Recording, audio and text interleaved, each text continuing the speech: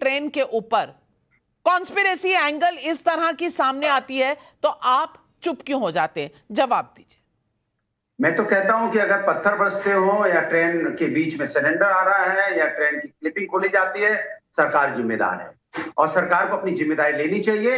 Rail मंत्री को अपनी जिम्मेदारी लेनी चाहिए। केंद्र में भी सत्ता इनकी है, उत्तर प्रदेश में भी सत्ता इनकी है। आज बारिश हुई तो सरकार जिम्मेदार, बारिश नहीं हुई तो भी सरकार जिम्मेदार। वारिस पठान, अगर ये सिलेंडर सामने आ जाता है किसी रेलवे ट्रैक पर तो ये कोई सरकार की बात है? 70,000 किलोमीटर की ट्रैक्स हैं इस पूरे देश में। आपको लगता है हर एक इंच पर कहीं ना कहीं आप सिक्योरिटी खड़ी कर सकते हैं? क्या इतनी सिक्योरिटी की व्यवस्था हो सकती है? वारिस पठान, पावर गया यार इधर। अगर सरकार इतनी सिक्योरिटी की व्यवस्था नहीं करती है तो सरकार को हट जाना चाहिए, रिजाइन कर देना चाहिए रेलवे मंत्री को। ये कोई बात नहीं हुई कि 70,000 फीट है तो हम नहीं कर सकते, इसकी जवाबदारी हमारी नहीं है। अगर कोई ट्रेन पे चले जाता तो जवाबदारी हमारी नहीं है, विपक्ष जवाब देगा। नहीं, जवाबदारी है क्योंकि आप सत्ता में बैठे हो, कुर्सी की मलाई आप खा रहे हो, आपको जवाब देना पड़ेगा देश को कि क्या है हमारी सिक्योरिटी। आज अगर वारिस पठान कॉन्स्पिरेसी पर ये कुछ नहीं कहेंगे, ह्यूमन राइट्स के मुद्दे पर कुछ नहीं कहेंगे, ये बस यही बताना चाहते हैं कि आपकी सरकार विफल है। प्लीज जवाब दीजिए। देखिए, एक चीज नाविका जी, मैं बार बार ये चीज कह रहा हूं कि जो भी हमारे साथी बैठे हैं, मैंने बात की, शुरुआत की, जिम्मेदारी सरकार की है। और आप जब सवाल उठाते तो उसमें सिलेक्टिव क्यों? सब लोग सवाल उठाइए, मुझे एक ट्वीट दिखाइए, अनुराग भदौरिया का दिखाइए, वारिस भाई का दिखाइए, ऐसी घटनाओं पे दिखाइए, कांग्रेस पार्टी का ट्वीट दिखाइए, उनके हैंडल से हर एक्सीडेंट के ऊपर ट्वीट होता है। मेरे को एक ट्वीट दिखा दीजिए जब कॉन्स्पिरेसी हुई हो और उन्होंने ट्वीट किया हो, वो गैस सिलेंडर की बात हो, साबरमती एक्सप्रेस से 70 डब्बे हट गए उसकी बात हो, कील निकालने की बात हो, एक ट्वीट दिखाइए। आप क्यों नहीं एक भी ट्वीट? सवाल एक और दर्शक पूछ रहे हैं, प्रवीण मिश्रा का नोएडा से सवाल है, क्या ऐसा नहीं लगता कि रेल दुर्घटनाओं पर सरकार चिंतित नहीं दिख रही? इससे ज्यादा मोदी जी से लेकर राहुल गांधी जी के जन्मदिन पर होने वाले कार्यक्रमों को लेकर क्या चिंता नहीं दिख रही?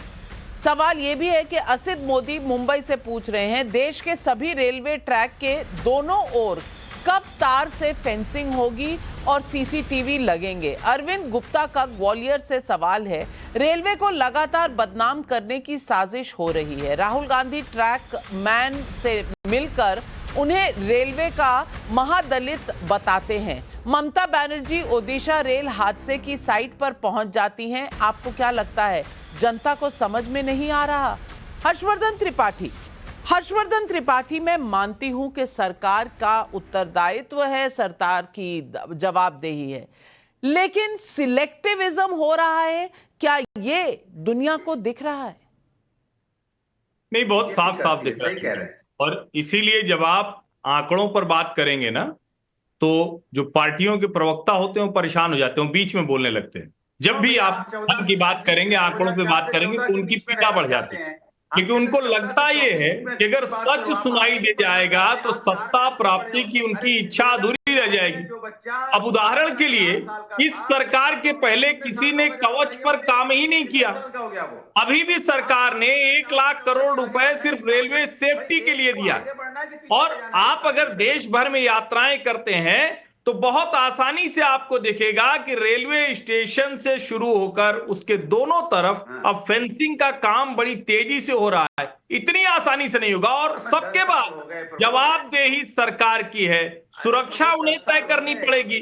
कुछ हो ना, कोई मिसहैपनिंग ना हो, उन्हें तय करना पड़ेगा। रेलवे बेहतर हो, उन्हें तय करना पड़ेगा। लेकिन यह आंकड़ा तो सामने आएगा कि 1/3 दुर्घटनाएं, 1/3 जाने वो बचा सके, 2/3 जाने बचा सके, 1/3 जाने कम अब जा रही है, तो यह भी आंकड़ा वो देश के सामने जरूर आएगा। और सबसे बड़ी बात, शायद इतिहास में कभी नहीं रहा होगा कि इतने संवेदनशील मसले पर जो कांग्रेस की सोशल मीडिया करती है कि वो इसको रील बनाती है और कहती है कि अरे देखिए रेल मंत्री जी, ये एक और टूट गया, देखिए रेल मंत्री जी अब ये हो गया। यानी रेल दुर्घटनाओं का ऐसा मजाक बनाना, ये शायद ही किसी पार्टी ने कभी इस तरह। पूनावाला जी जवाब दीजिए। कोई भी किसी भी चीज पर सवाल उठाए सोशल मीडिया पर, जिम्मेदारी किसकी है?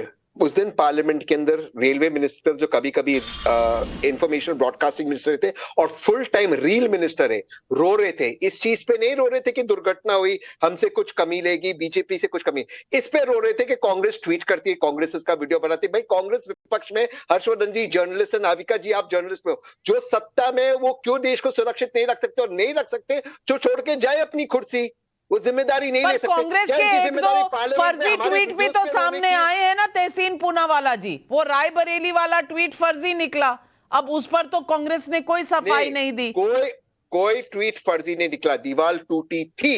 अगर आपको इसमें लपेट करना है, नहीं, अगर आप इसमें ये करना है, तो ये दीवार नहीं, वो दीवार टूटी, जवाब क्यों नहीं दिया?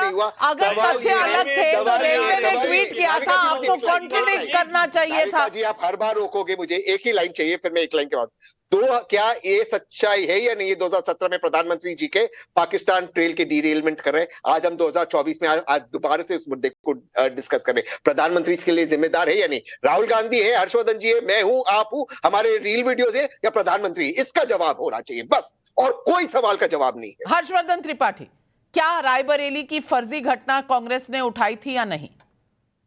देखिए, मैं तो कह रहा हूं नविका जी, जवाबदेही सरकार के अलावा और किसकी होगी? मैंने तो पहले ही कहा कि तहसीन अनुराग या वारिस पठान की नहीं होगी, लेकिन सवाल यहां यह है कि हम तथ्यों पर बात करेंगे या फिर हम कांग्रेस की तरह रील बनाकर और उसको हम थोड़ा लाइक, थोड़ा रिपोस्ट, इस पर चले जाएंगे।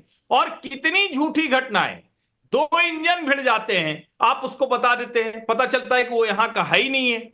रेलवे की जो अयोध्या का रेलवे स्टेशन था, आप कहते हैं रेलवे स्टेशन बना, दीवार गिर गई, जबकि उससे कोई लेना देना नहीं, उसी रेलवे स्टेशन में। और मैं आपको बताऊं, जो बार बार ये कहा जा रहा है, जो ट्रैकमैन से, ड्राइवर से मिल रहे हैं, आज तक जो एसी केबिन बनना था, आज तक जो अर्गोनॉमिक चेयर्स बननी थी, वो सब अभी बनी है। रिटायरिंग रूम अयोध्या में पहले नहीं था, वो अब बना है। तो इस सब की बात वो न करके, चूंकि उनको डर लगता है कि जिस तेजी में रेलवे का कायाकल्प हो रहा है, उसमें तो हमारे लिए उंगली रखने की जगह नहीं रह जाएगी। लेकिन सबके बाद सुरक्षा सबसे ऊपर होनी चाहिए। 48,000 करोड़ होता था रेलवे का बजट, अब 2.5 लाख करोड़ हो गया है, लेकिन ये सब नहीं नजर आएगा। अमरीक सिंह का मोहाली से सवाल है। अनुराग भदौरिया जी, आप दुर्घटना और अपराधों के लिए सरकार को जिम्मेदार बता रहे हैं, और जब सरकार अपराधी को सजा देती है तो अखिलेश यादव उसमें जाति तलाशने लगते हैं, जवाब दीजिए।